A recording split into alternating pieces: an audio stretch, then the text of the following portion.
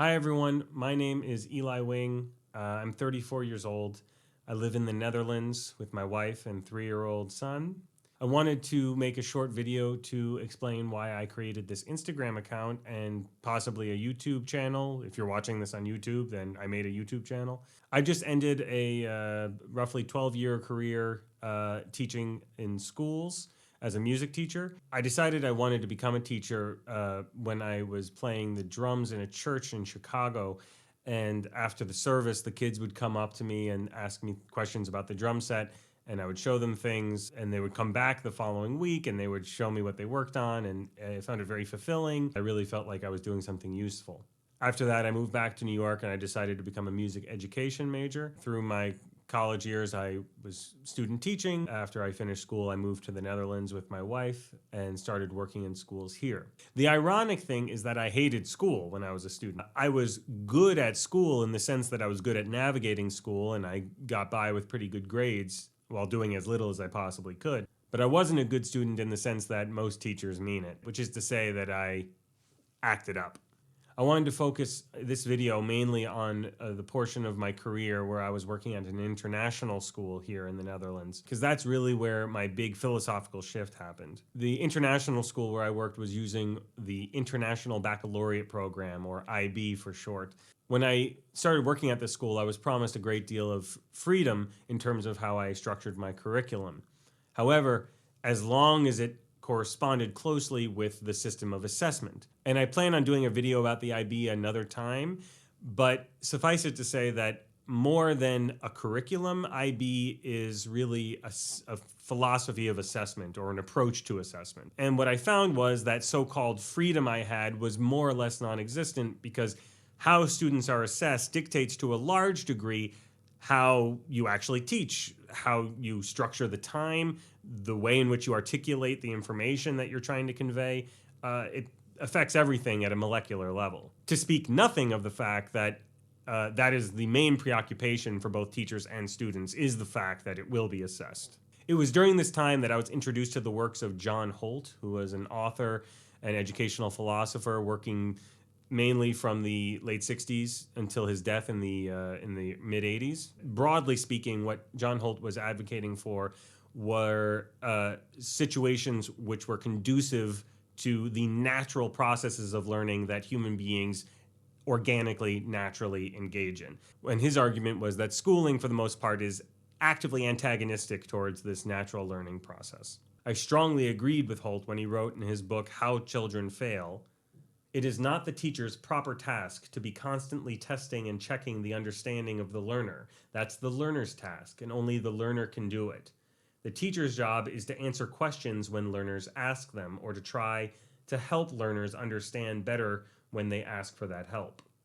John Holt's work was heavily influential to me, and I tried my best to implement what I thought would be a practical application of his ideas in my classroom. The way that I did this was trying to create an environment where my students would have as much choice as possible within the scope of a music class to do what they found interesting. And most of the students seemed to be reacting well to it, although there certainly were important exceptions to that. But what I quickly found was that even though I was trying to give them this freedom, there was still this issue of the assessments. And those were the results, the product that I had to show to my supervisors.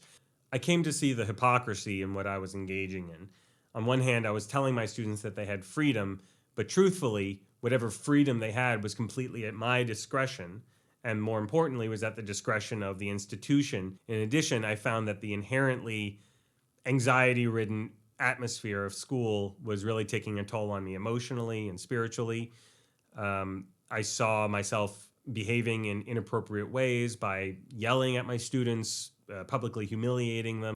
It was through spiritual work that I came to see that I was causing harm, and that provided for me a framework within which I could make amends. That and the humility that I read in John Holt's work made me realize I was in the wrong line of business, or at least, let me put it this way, that I loved teaching, but I hated school. I saw that I wanted to be actually helpful to younger people, not just convince myself that I was. But generally, it led me to the path of a term that John Holt coined called unschooling, With regard to schools and schooling specifically, unschooling can be understood to mean a lifestyle which involves the absence of school. Unschooling is an imperfect term which can have different definitions depending on who you're talking to. The one that I prefer to use comes from Akila S. Richards, who's a podcaster, author, public speaker, and you can see this on her website, raisingfreepeople.com. Unschooling isn't just about education and children. It's about how adults and children live together and how adults and children get to be themselves while they learn, grow, and define themselves. Unschooling is a tool for decolonizing education and liberating ourselves from oppressive, exclusive systems. This is not just about school. This is about examining all of my attitudes and beliefs with regard to children, myself, and human nature. This is about clearly seeing the imbalances of power that I benefit from. This is about extending my capacity for patience and compassion.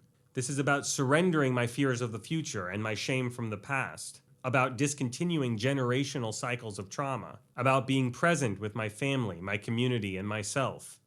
Unschooling, in a word, is about trust. My wife and I do not intend to put our son in school. Homeschooling, which it can be said unschooling is a form of, is illegal here in the Netherlands. There are some families who have maneuvered around the system and are living in this way, and it's our intention to learn from their experience. I'm interested, among other things, to advocate for the legalization of homeschooling in the Netherlands through this platform. There are so many practical and philosophical questions that you may have. I know I do.